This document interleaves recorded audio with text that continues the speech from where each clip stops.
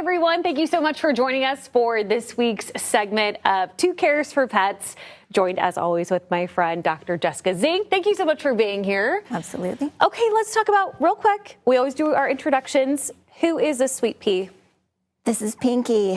Pinky is very sweet. He's a little nervous right now. He's a little unsettled by the lights and the cameras, and he's a little nervous with men, but he does warm up eventually. You do have to kind of take your time a little bit and kind of build that trust, but he gets there.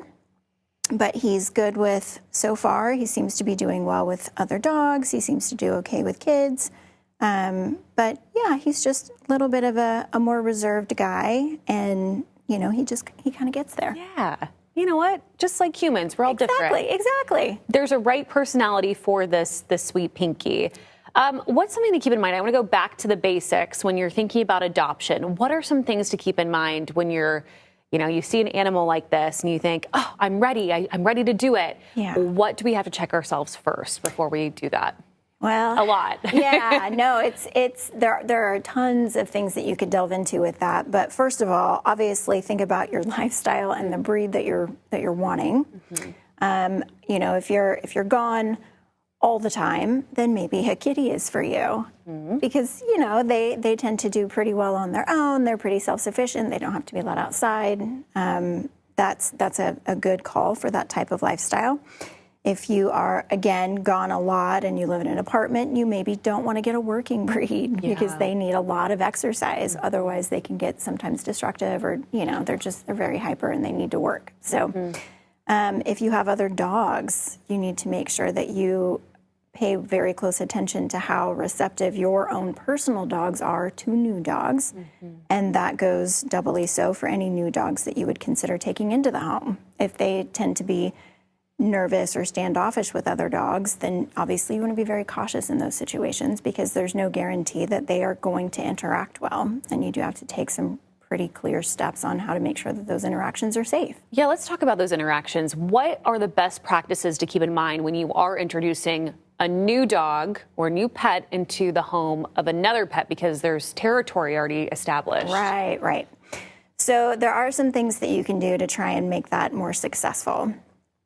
And to start with, if you want to be extra cautious, because maybe you don't know this dog's temperament or you're not quite sure how your dog's going to react, you can start with just keeping them completely separate and introducing their smells to each other. So taking items from that other animal and introducing that to the other dog and allowing them to just, get comfortable with the smell.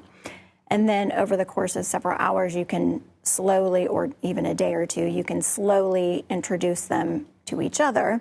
But you'll want to do that with good control of both animals. You want to make sure that both dogs are leashed and that you can keep them nice and separate. And that if there is something that, becomes a negative interaction, or that you're worried about safety, that you can control that situation and make sure that you can keep them apart. Because obviously we don't want any injuries occurring. Mm-hmm. And if that's the case, it doesn't mean that all is lost, but it means that you're going to have to really slow down and be extra cautious with going forward with that relationship, because, they've sort of established that they're not sure about the situation. They don't know, what's going to be happening here. And so you're going to have to be the leader in that case and show them, that everything's going to be all right, and kind of work on that. But there are some good resources that you can look into as well to kind of help with those types of introductions. And the same with cats. Mm-hmm. You want to make sure that, it's a very slow introduction with cats. If they're not raised together, a lot of times they are roommates, and that's all they'll ever be. So you do have to be careful with that. But let them smell each other first, and then slow introductions, while making sure that you can control those interactions as much as you can. Really good advice, as always. Okay, one more thing about Pinky.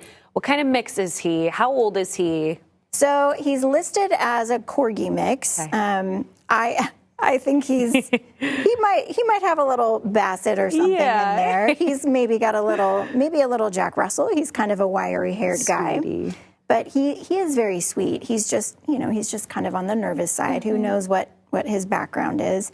We know that he was returned to the rescue once before, but that he's done very well in his current foster situation.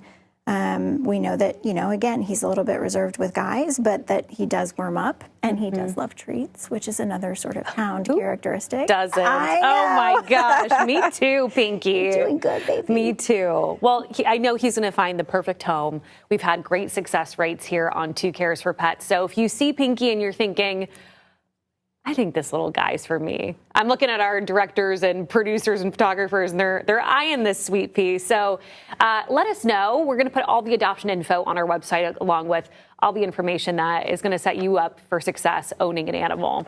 So Dr. Zink, thank you for joining us this segment. Pinky, you did stellar, even though we're nervous. Hey, we'll see you guys next time on 2 Cares for Pets.